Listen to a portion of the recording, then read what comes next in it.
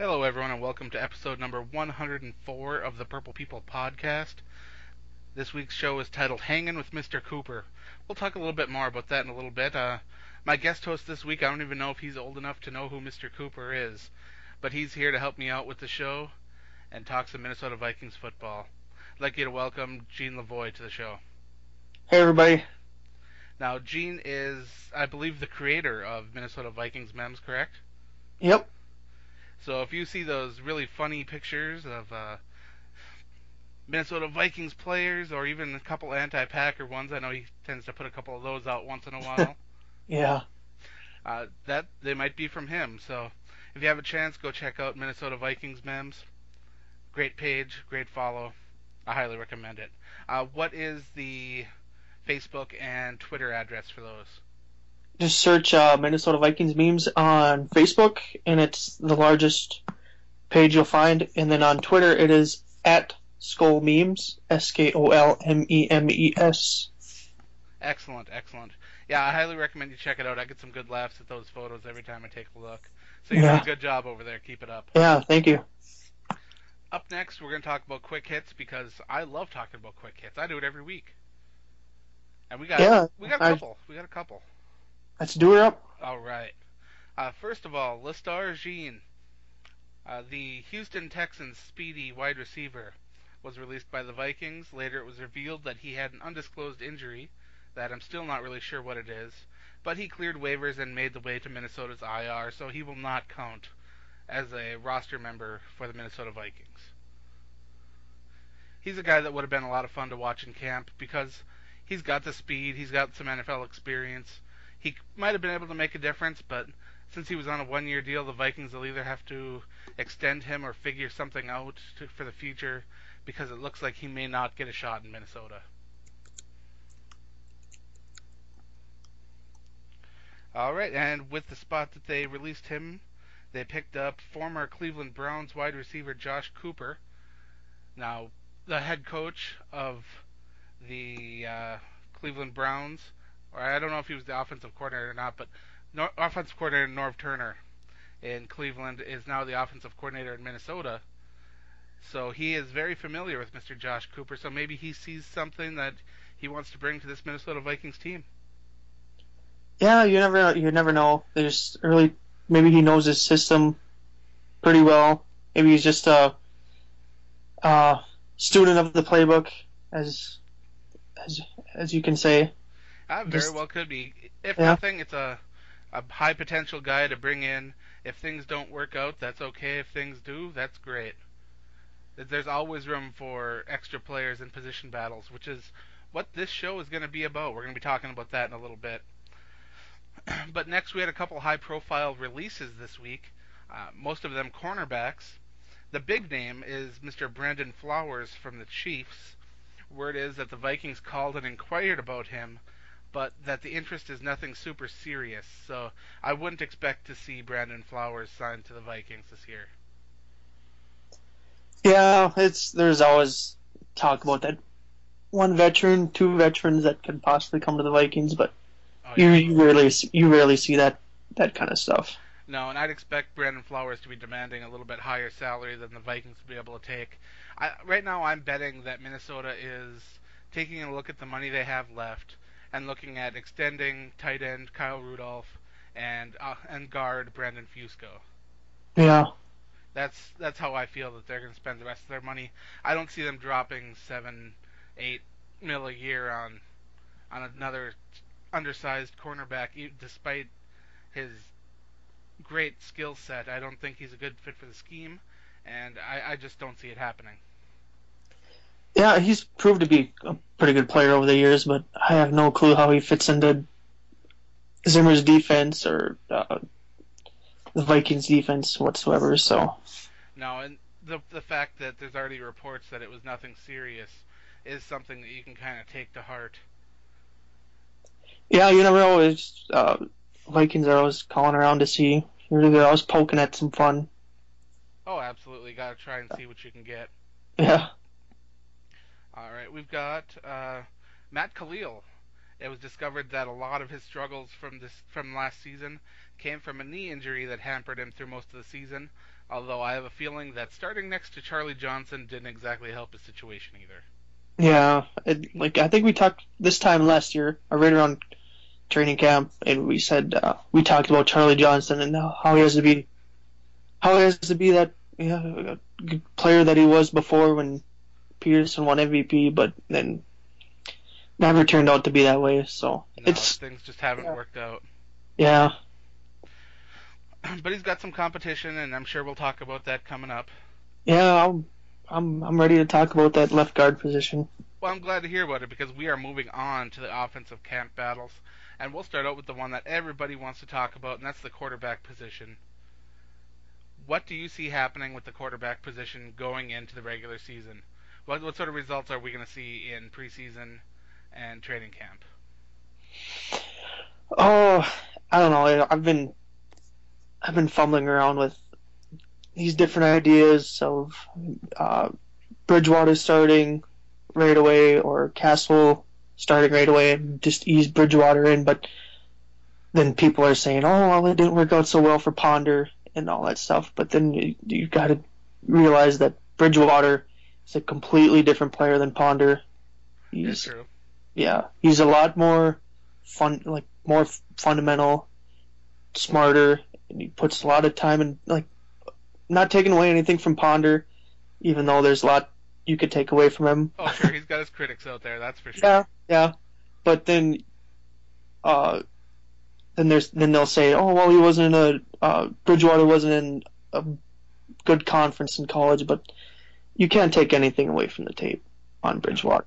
No. But then once August rolls around and you get to see him play in training camp and all that stuff, then I think they should stick with Matt Castle at number one there, and then put Bridgewater at number two. Well, I fully expect them to go into training camp with Matt Castle as their number one. Yeah, yeah, From there, it will take either Teddy Bridgewater or somehow Christian Ponder to just blow people's minds enough to say, hey, that's our man. Now, they have a lot invested in Christian Ponder, a former first round draft pick. They've had several seasons where they've been very patient with him coming along. I got a bit of criticism, not the word I was going to say, but I cleaned it up, about I read an article that I posted on the Viking Age about how I felt the Vikings were only going to keep two quarterbacks going into this year, and I still firmly believe that even after my criticisms. The three quarterbacks on a roster thing is something that you don't typically see too much in the NFL anymore, especially when you have two players on the Minnesota Vikings team that aren't quarterbacks but played the position in college.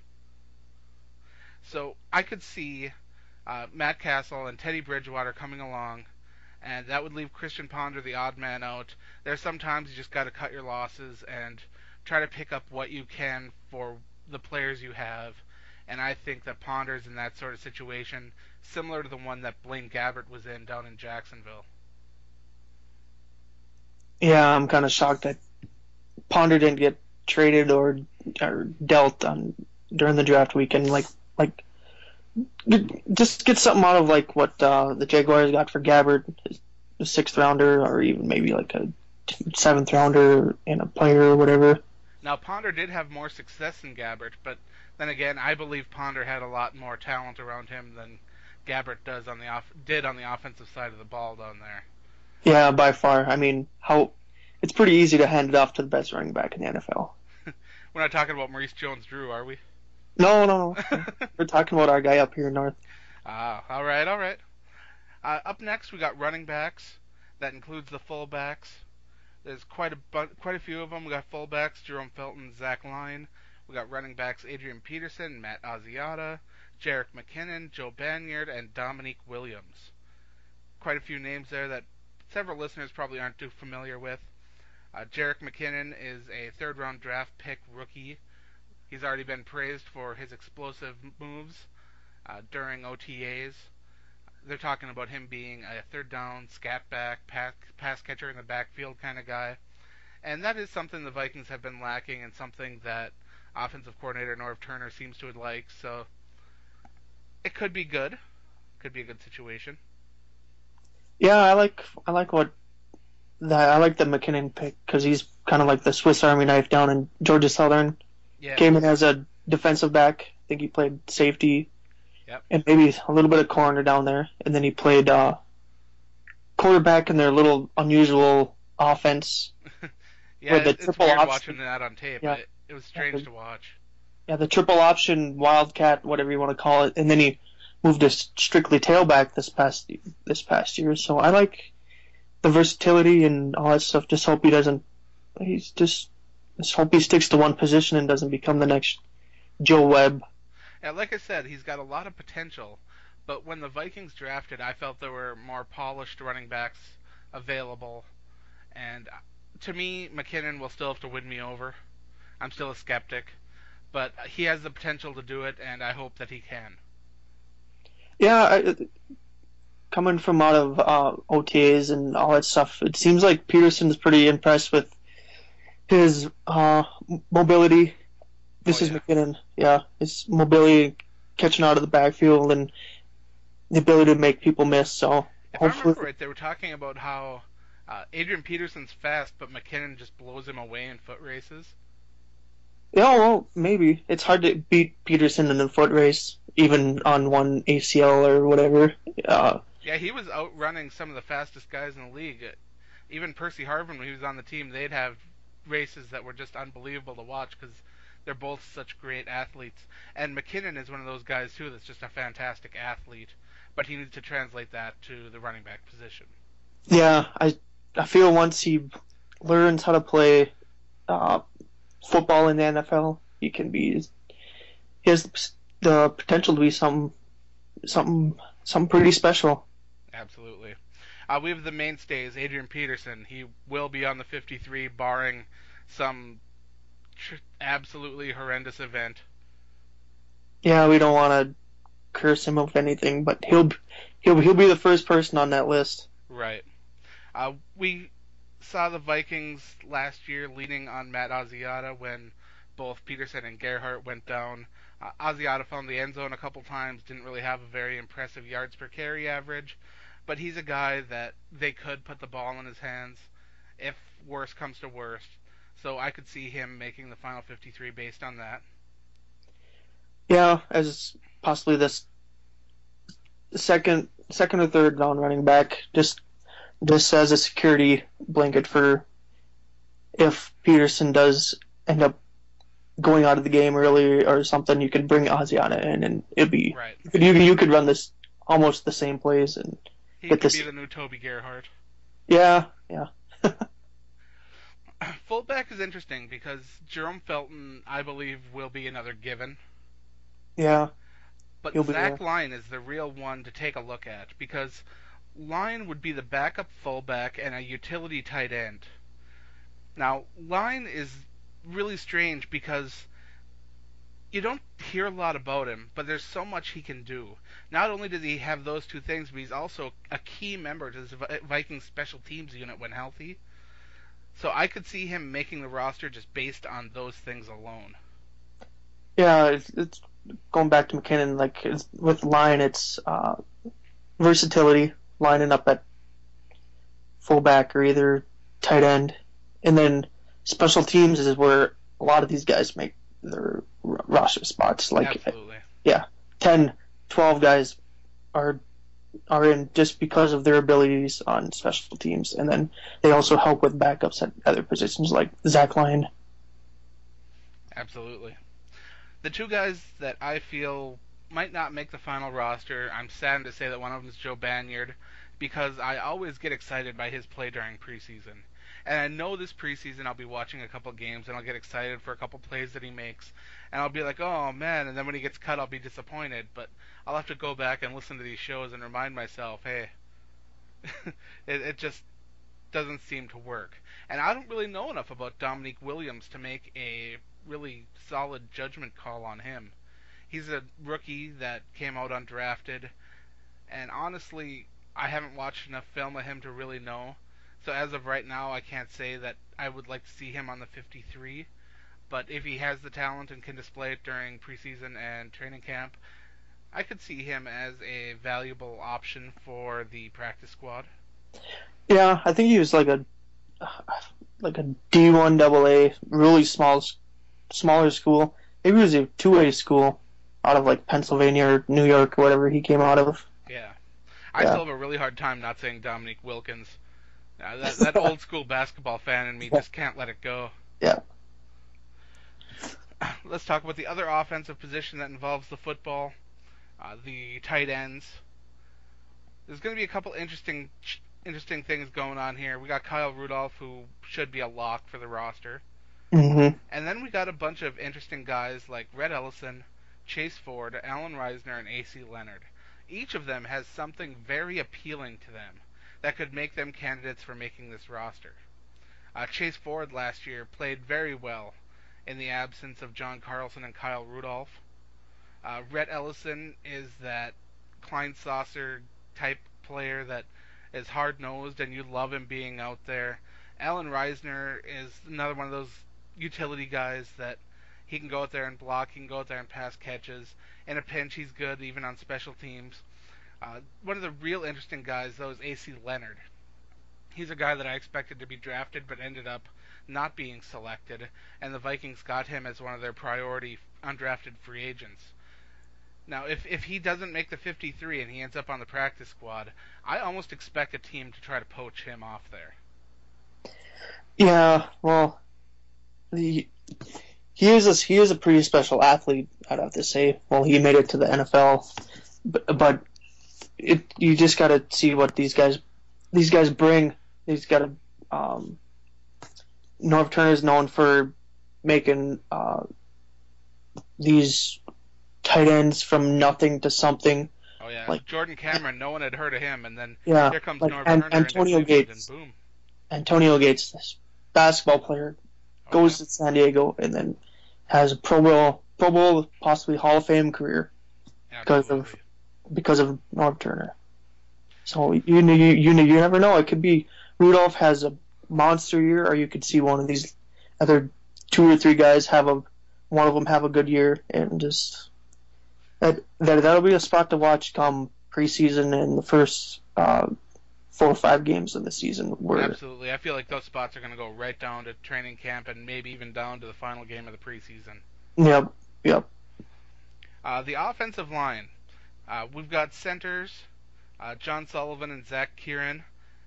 As much as I have liked what I've seen from Zach Kieran, I don't see him making the roster because there are other players that can utilize that center position. Both Joe Berger and Brandon Fusco are well at playing center, so I wouldn't be too worried about that. We got Vladimir DeCosse challenging for that spot that Brandon Fusco is currently holding, or maybe he could even be on the other side, along with David Yankee and Jeff Backa battling Charlie Johnson for a starting job.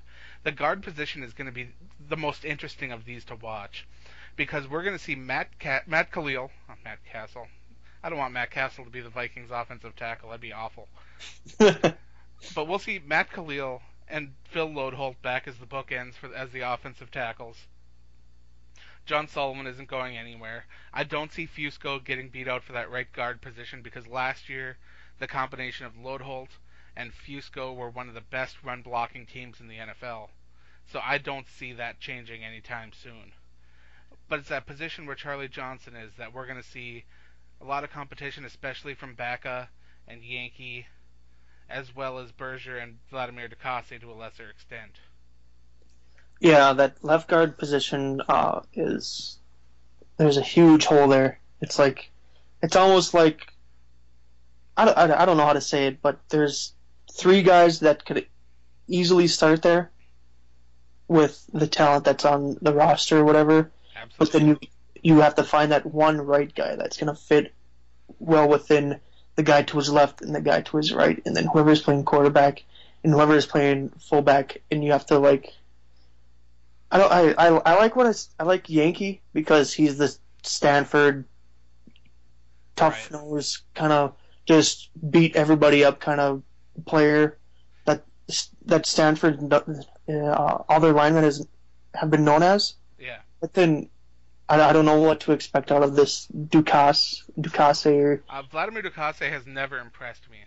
He's a guy that I think that they brought in just as a challenge for competition, but I don't take him very seriously in the competition for a starting job. Yeah, well, if it was up to me, which it's obviously not because we're sitting here on computers talking about football instead Right. of talking to other coaches.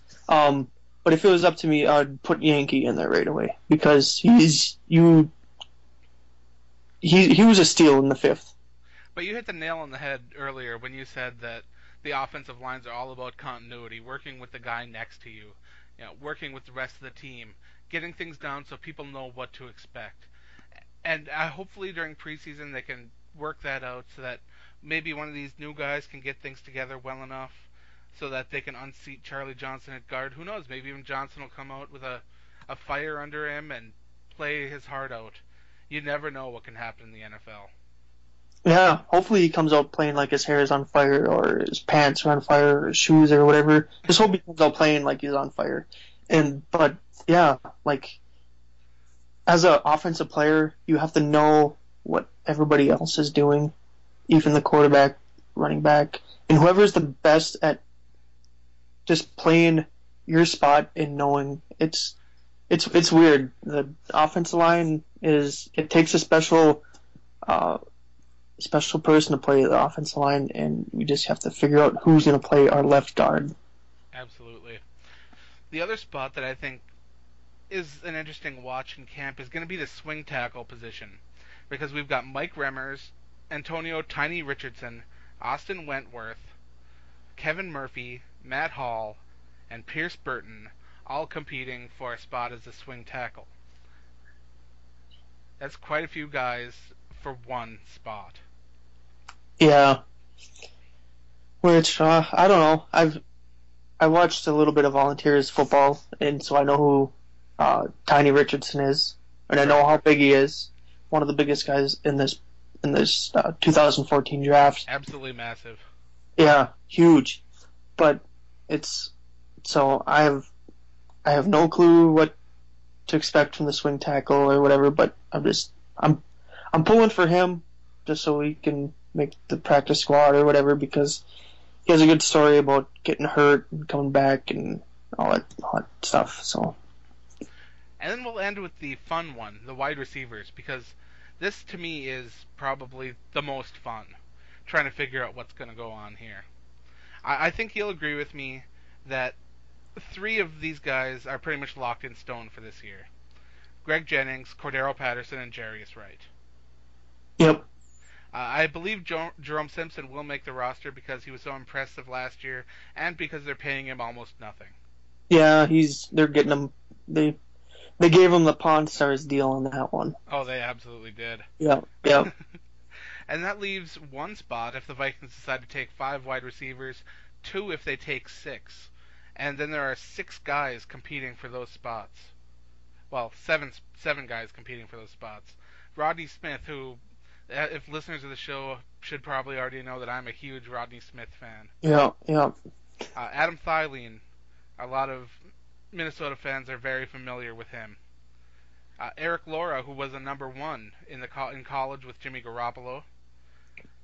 Kamar Jordan, Josh Cooper, who was the newly acquired signing from Cleveland, Kane Coulter, who used to play quarterback and is now a wide receiver, and Dante Foster, who I know absolutely nothing about.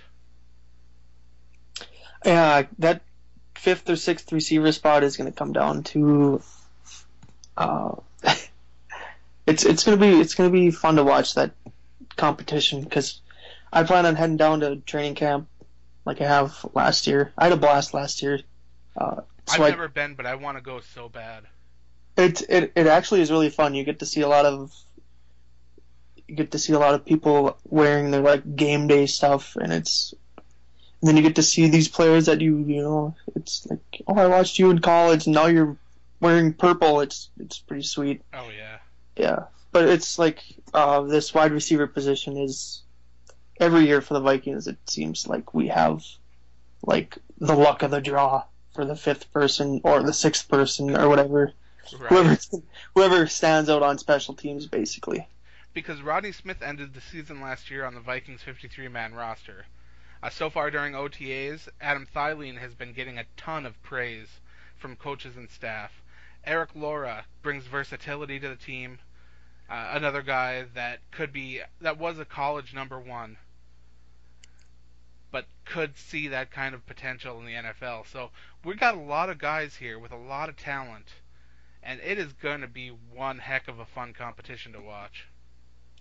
Yeah, I mean, it's like that Eric Laura. Isn't he like a smaller dude? Yeah. Yeah, and obviously, well, if Garoppolo likes him, then he must be pretty darn good. Oh yeah. But then you His also have stats are to, downright insane if you ever get a chance to check them out. yeah. But then Cooper has like the upper hand of Right. being He in has the the familiarity from the offensive coordinator. of being in the Norv Turner system. But then you also have Rodney Smith, who's been with the Vikings for a year or two or whatever. Yep. And then so it's going to be. Hopefully they go with 5, 6 just to make it fun or whatever. But then it'll be good preseason games 1 and 2 to see these guys like Thielen or Laura or Cooper. These guys that barely probably half of them won't make the team. Right. Go out there and get their shot and come up and celebrate and all that stuff. So I know a lot of football fans really frown on preseason, saying it's boring and it means nothing.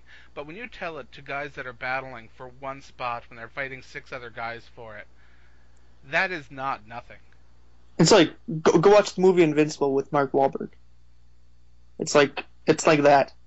This bartender getting his shot at for playing his hometown team, and it's like that's the whole movie. Like You know something absolutely stupid though? what's that? I've never seen that movie, and the only reason I know what it's all about is because I saw the episode of It's Always Sunny in Philadelphia, where they make jokes on it. You have to watch it. It's like what we're talking about, this preseason game or whatever. Because back then they used to play 6, I believe. Yeah, 6 preseason games. Yeah. And the Eagles went like 0-6, and the team was just blowing up under their new coach, Dick Vermeil or whatever, and he gave him the last spot on the roster because of his special team abilities. And he just I think he ended up playing like 3 years in the NFL. He was an older, faster dude, but it's these guys go out there and blood, sweat, tears, these no-namers, and then if they get onto the 53-man roster, it's like in baseball, the 25th guy to come in, you're like, the first game, who was that? And then you're like, oh, well, I guess he can play pretty good. Yeah, he can play. He can bunt. He can make the throws necessary. So. All right, that's all I have for this week. If you'd like to tune in next week, we'll be talking about the position battles on the defensive side of the ball. I'm not sure who our guest will be or if Kyle West will be back next week. But trust me, at least I know I'll be here and I'll have someone with me and we'll be talking about that. But I'd like to thank Gene LaVoy for being with me here today and talking about the Minnesota Vikings. Make sure you check out Minnesota Vikings Memes. Again, great page on Facebook and Twitter. Do you have anything else that you'd like to say before we shut her down? No, I'm pretty sure I'll share this on Facebook with my followers, but go check out Purple People Podcast on their Twitter and Facebook. Adam and they're pretty good with all the stuff, getting the news out there or either sharing their own opinions. So go check out their Twitter. Thanks for the shout out. We do our best, man. Yeah. And thanks for joining me, and remember to stay classy, Minnesota.